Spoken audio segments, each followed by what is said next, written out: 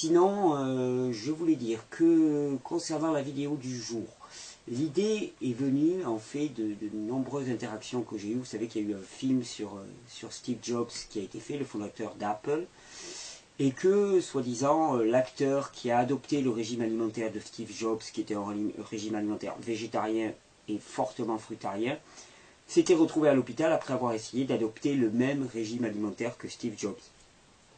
Ça vous montre quel est le degré d'incompréhension, d'ignorance, et d'ignorance crasse maintenant, mais je dirais même, qui prévaut actuellement. C'est-à-dire que quelqu'un qui est certainement nourri au McDo et au Coca, d'un seul coup se met à faire d'une monodiète de pommes, je crois que c'était le cas, se retrouve aux urgences au bout d'une semaine. Pourquoi? Parce que simplement il est tellement malade par les réactions de détoxination et de désengorgement de son corps qu'il commence à prendre peur. Et qu'est-ce qu'on fait? On monte en épingle pour dire finalement un régime fruitarien est mauvais pour l'organisme. Ça vous montre à quel point ce monde est ignorant des processus régulateurs du corps.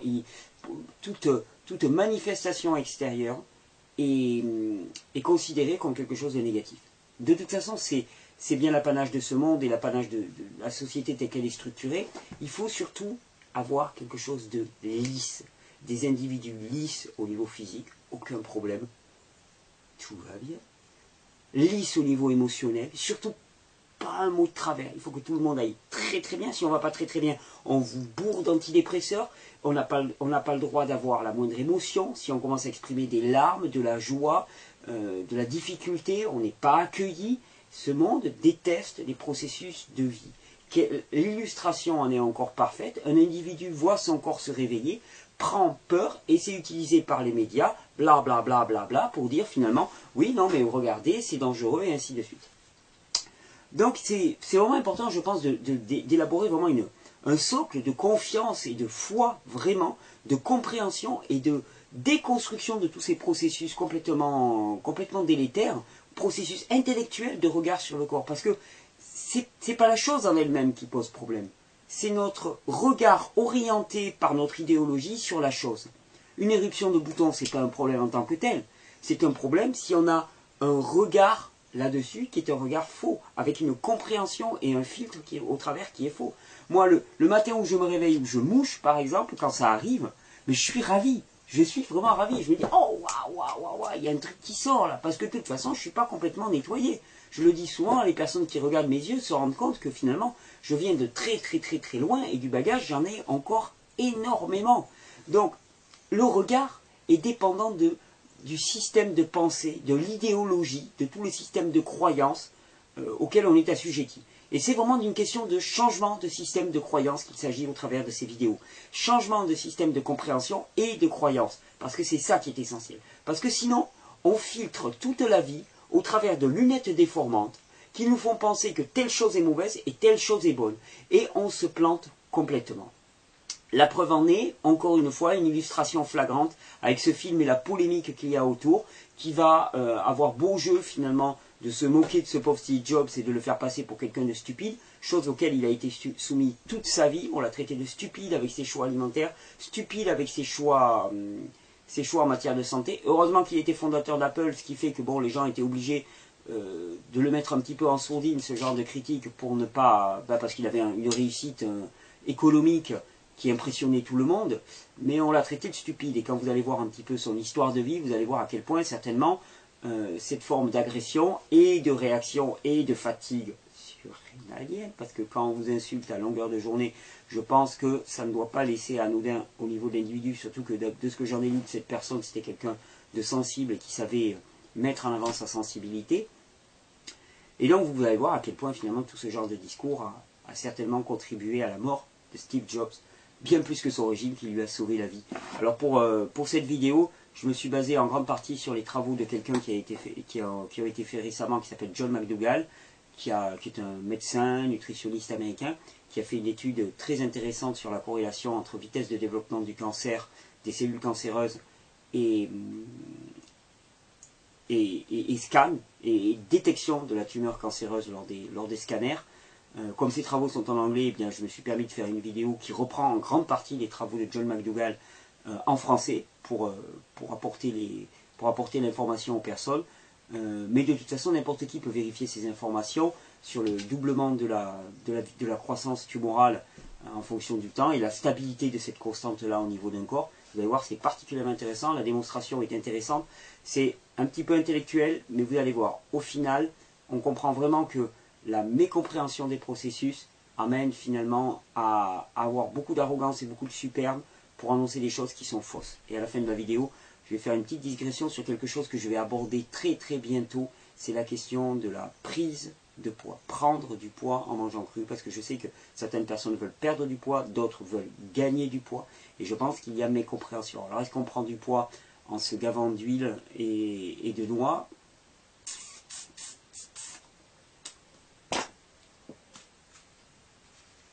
On retourne à notre pomme. Vous savez ce que c'est ça? C'est potentiellement un outil mortel, un produit mortel. Enfin, c'est ce qu'on va vous dire là ces derniers temps. Je ne sais pas si vous en avez entendu parler. On m'a prévenu par tellement de mails, c'est pas que je regarde la télé, c'est pas que je suive les informations du monde, mais on m'a prévenu par tellement de mails. Steve Jobs, le fondateur d'Apple, est décédé, c'était l'année dernière, je crois. Il est décédé d'un cancer du pancréas. Il est décédé d'un cancer du pancréas.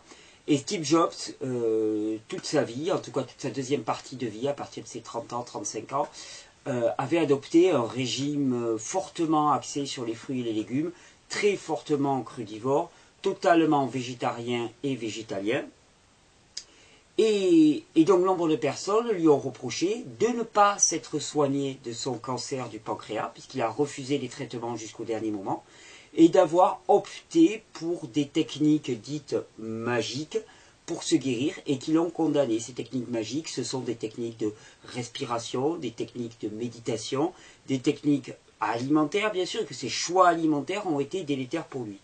Alors, comme ça va être un petit peu la tarte à la crème que vous allez entendre durant toutes les bonnes soirées quand vous allez sortir vos fruits. On va te parler de Steve Jobs et la pomme de la mort. Alors, je me suis dit, on va quand même s'en occuper de Steve Jobs et de la pomme de la mort pour montrer à quel point tout ça, c'est une formidable mécompréhension. Et à quel point Steve Jobs, le régime de Steve Jobs, lui a plutôt sauvé la vie qu'autre chose. Ce qu'il faut bien comprendre, c'est qu'est-ce que c'est? Il a eu un cancer du pancréas. Cancer du pancréas avec métastase dans le poumon. Alors ce qu'on appelle métastase, pour moi c'est une formidable fumisterie. On appelle normalement métastase un cancer qui se répand, qui envoie des produits dans une autre partie du corps. C'est pour ça qu'on dit que quand on opère à un endroit, on risque d'avoir des métastases dans l'autre partie. C'est une très faible et très limitée compréhension de la physiologie humaine. Je pense que j'en ai déjà largement parlé dans ces vidéos. Il n'y a pas de transmission, il y a simplement des mêmes conditions dans le corps en globalité qui créent les mêmes affections dans différents endroits. Quand l'acidose est là, dans le pancréas, elle est généralisée. Qu'est-ce qui cause la croissance de tumeurs cancéreuses? Une tumeur, c'est une croissance anormale de cellules. Cellules cancéreuses, ce sont des cellules qui vont avoir des caractéristiques modifiées par les attaques des acides. Quand il y a une acidose au niveau du pancréas, elle est globale, elle est aussi au niveau du foie, elle est aussi au niveau de la gorge et ainsi de suite. Il y a des tumeurs qui se développent un petit peu partout. Simplement, quand on fait des scanners, on ne détecte que des tumeurs à partir de 1 cm à peu près. Toutes les tumeurs avant, on ne les détecte pas, on ne les voit pas. Donc déjà, quand on dit, voilà, il a des métastases dans le foie, mais il n'y en a pas là, c'est faux. La plupart du temps, il y a des métastases un petit peu partout, puisqu'il y a des foyers tumoraux un petit peu partout dans le corps, c'est l'acidose, telle qu'elle est. Et donc, que s'est-il passé pour Steve Jobs? Ce qui est assez intéressant, si vous écoutez un petit peu tous les commentaires, et si vous revenez un petit peu en arrière, vous vous rendez compte que tout le monde s'accorde à dire que le cancer de Steve Jobs, à partir du moment où il a été détecté en 2004, avec une tumeur de 1 cm dans le pancréas, a été un cancer à évolution lente. C'est-à-dire que la taille de la tumeur cancéreuse doublait environ tous les 11 mois. C'est une évolution très très lente, voire extraordinairement lente pour la croissance d'une tumeur. Et donc c'est ce qui a fait qu'en 2011, sa tumeur a atteint 10 cm dans son pancréas et Steve Jobs est décédé. Donc la vitesse de croissance d'une tumeur, elle est constante au cours de sa vie. Elle a été détectée alors qu'elle faisait 1 cm pour la bonne et simple raison qu'elle ne pouvait pas être détectée avant en 2004. De 2004 à 2011, elle est passée de 1 cm à 10 cm. Cette vitesse de croissance est très lente. Personne ne s'est interrogé pourquoi est-ce que cette vitesse de croissance était extrêmement lente. Bon, passons. C'est certainement... Non, il ne faut pas en parler. Faut pas en parler. Bon, n'en parlons pas. Donc, si on remonte à l'inverse, quand est-ce qu'il y a eu l'apparition de la première tumeur, de la première cellule cancéreuse, hein? Parce qu'il a bien fallu qu'il y ait une cellule qui s'est multipliée. 1 cm, une tumeur de 1 cm, c'est plus d'1 milliard de cellules, à peu près. Donc, pour arriver de 1 à 1 milliard, quel temps y a-t-il fallu? Et il y a des gens qui se sont amusés à des calculs, et qui montrent donc, je suis tombé sur un site très très intéressant où il y a des calculateurs de croissance de cancer, de tumeurs cancéreuses, et donc ça montre qu'à peu près, ça remonte, il avait 48 ans quand la tumeur a été détectée de 1 cm en 2004, et bien ça remonte à quand il avait 24 ans, 23, 24 ans à peu près, le développement de la première cellule cancéreuse. Et que de 24 à 48 ans, eh bien, personne n'a pu détecter son cancer, et que de 48 à 56 ans, ça a été la phase où c'était détecté. Que s'est-il passé quand Steve Jobs, avec 24 ans, Steve Jobs, c'est le fondateur d'Apple. Je ne sais pas si vous connaissez l'histoire d'Apple. À l'époque, moi, j'avais lu un petit peu l'histoire d'Apple. C'était assez fascinant. Steve Jobs, c'était un super bricoleur. Il était dans son garage et il bricolait des ordinateurs. Et il bricolait des ordinateurs à l'époque avec des tas de composants électroniques et de l'exposition à énormément de produits chimiques que l'on sait parmi les plus toxiques et les plus cancérigènes qu'ils soient dans le monde. On n'aurait pas là une explication de l'apparition d'un cancer chez Steve Jobs alors qu'il était déjà végétarien à l'époque? C'est tout trouvé.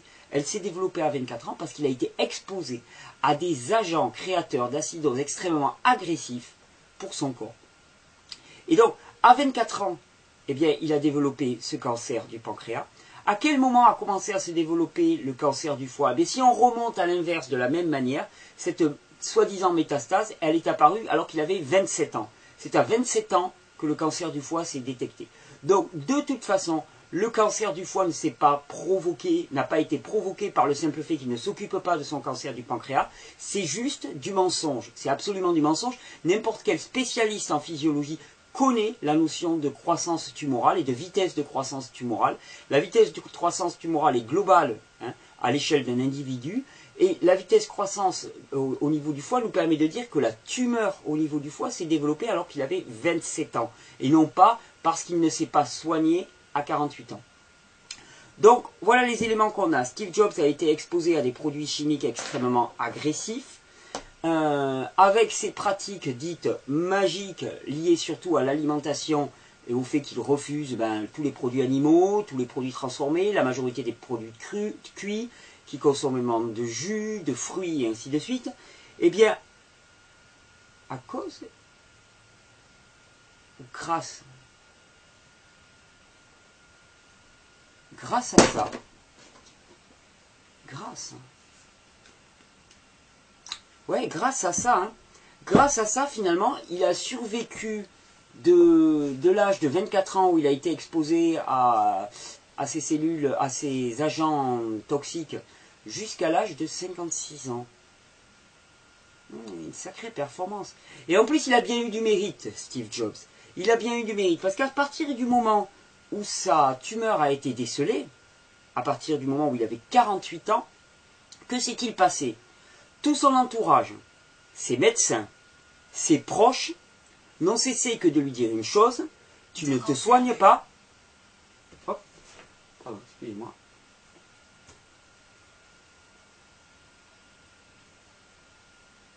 Un truc qui s'est réveillé tout seul à côté de moi. Donc tout son entourage, tous ses proches, tous ses médecins lui disaient qu'une chose: tu es stupide, et le mot stupide était repris par les médias, it's a stupidity, tu es stupide de ne pas te soigner, tu vas mourir, c'est inconséquent ce que tu fais, c'est un caprice de personne orthorexique, c'est une caprice de végétarien, et tu vas mourir à ça, et c'est ta responsabilité, c'est de ta faute, tu es coupable de ça. À tel point que Steve Jobs, on lui a tellement mis la pression qu'il a repris la viande pendant plusieurs années à partir de 2005-2006, tellement son entourage lui faisait la guerre, alors qu'il avait été végétalien de toute sa vie. Donc, on a bien rajouté un petit peu de viande, histoire de bien le fortifier avec ses protéines. On va revenir sur les protéines, c'est mes copines là actuellement. Donc voilà, vous voyez, au niveau stress psychologique, pression de l'entourage, qu'est-ce qui s'est passé? Eh bien, ça a été absolument terrible. Et donc, à partir du moment où la tumeur a été décelée, ce Steve Jobs, on lui a fait une vie d'enfer. Il a été vraiment traité comme un être complètement irresponsable, c'est le terme que je cherchais, totalement irresponsable. Au niveau psychologique, eh bien, c'est pas rien, c'est pas rien. Et comme je vous le dis toujours, eh bien, nos cellules, notre pensée est cellulaire et nos cellules sont des formes pensées. On crée des dissociations entre pensée, cellules, matériel, psychologique, physiologique. Mais en fait, il n'y a aucune séparation. Les deux s'entremêlent.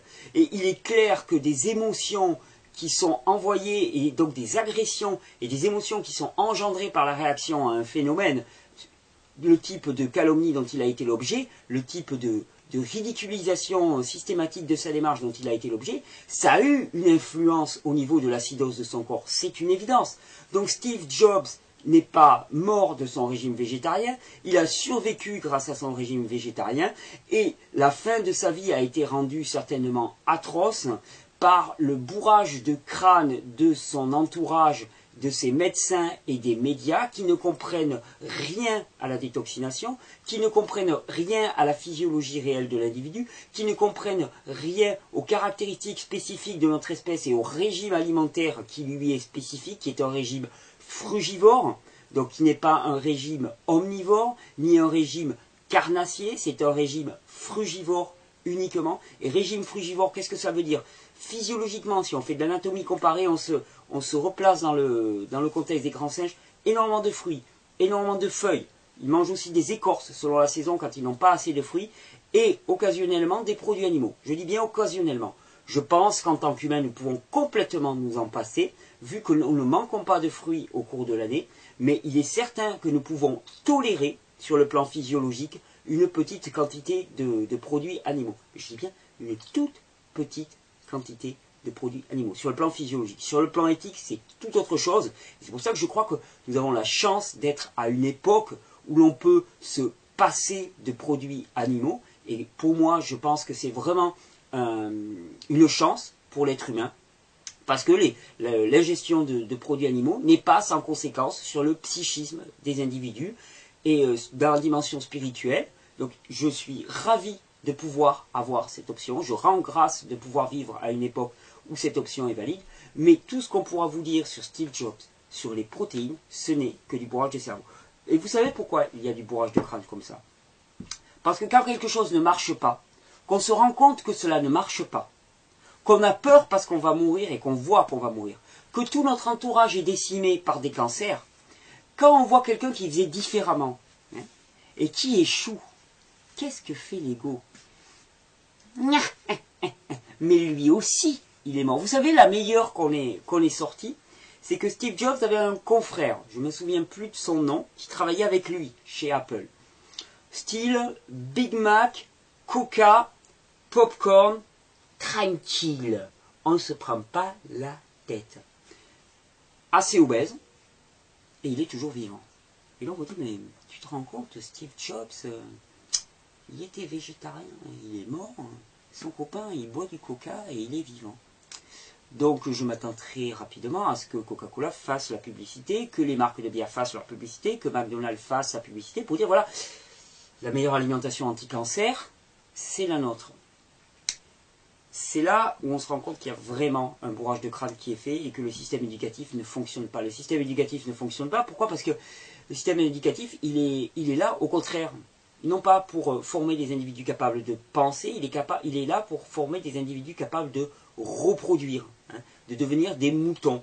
Et c'est bien pour ça qu'il y a un enjeu colossal à réformer ce système éducatif, pour en faire quelque chose qui construise des individus avec un sens critique.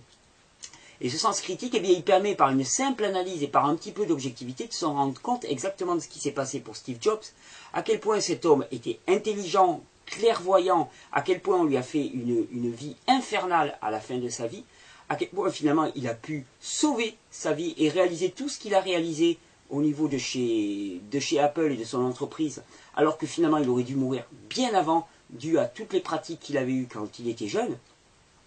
Et tout ça, ben voilà, c'est une mécompréhension, c'est un mépris, c'est ce que j'appelle l'ignorance crasse, qui se réjouit de sa propre ignorance.